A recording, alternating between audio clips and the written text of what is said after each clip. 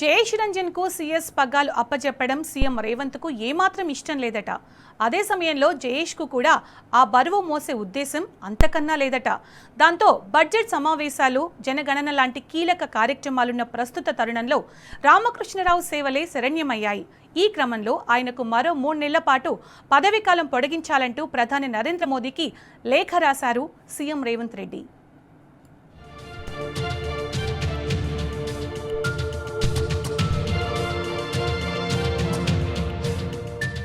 ప్రస్తుత సీఎస్ రామకృష్ణారావు పోయిన ఏడాది ఆగస్టులో రిటైర్ అయ్యారు.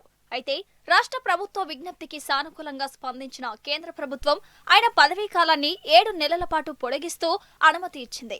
ఆ గడువు కూడా ఈ మార్చి 31తో ముగియనుంది.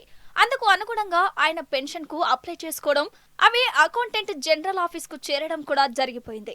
ఈ క్రమంలో రిటైర్మెంట్ తర్వాత పనిచేసేందుకు ఒక విదేశీ బహుళజాతి కంపెనీతో సైతం రామకృష్ణారావు ఒప్పందం కుదుర్చుకున్నారు అన్నది సమాచారం. దీంతో ఇక ఆయన ఎగ్జిట్ కావడం ఖాయమైనట్లే. ఆయన స్థానంలో మరో సీనియర్ ఐఏఎస్ కు పాలనా బాధ్యతలు అప్పగిస్తారని ప్రచారం జరిగింది. ఈ నేపథ్యంలో 5-6 పేర్లు సచివాలయ సిబ్బంది నోళ్లలో నానాయి. శశాంక్ గోయల్, అరవింద్ కుమార్, సంజయ్ జాజు, సబ్యసాచి ఘోష్, వికాస్ రాజ్ పేర్లు పరిశీలనకు వచ్చాయి. వీరిలో వికాస్ రాజు మినహా ఒక్కొక్కరి పరిస్థితి ఒకలా ఉంది.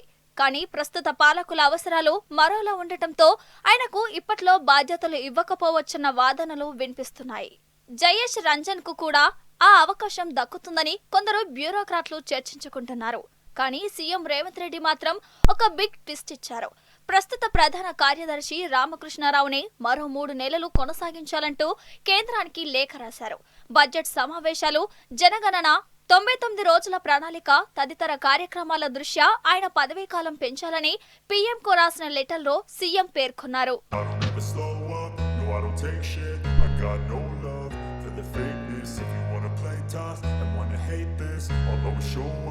అయితే రామకృష్ణారావు ఎక్స్టెన్షన్ కోసం పాలకులు చూపుతున్న అధికారిక కారణాలు ఎలా ఉన్నా బ్యూరోక్రాట్లలో మాత్రం మరో చర్చ ఉంది.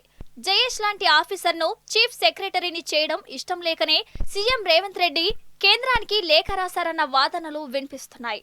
కాంగ్రెస్ పార్టీ అధికారంలోకి రాగానే రాష్ట్రానికి పెట్టుబడులు రాబట్టాలనే లక్ష్యంతో జయేష్ ను ఐటీ, ఇండస్ట్రీస్ శాఖలోనే కొనసాగించారు.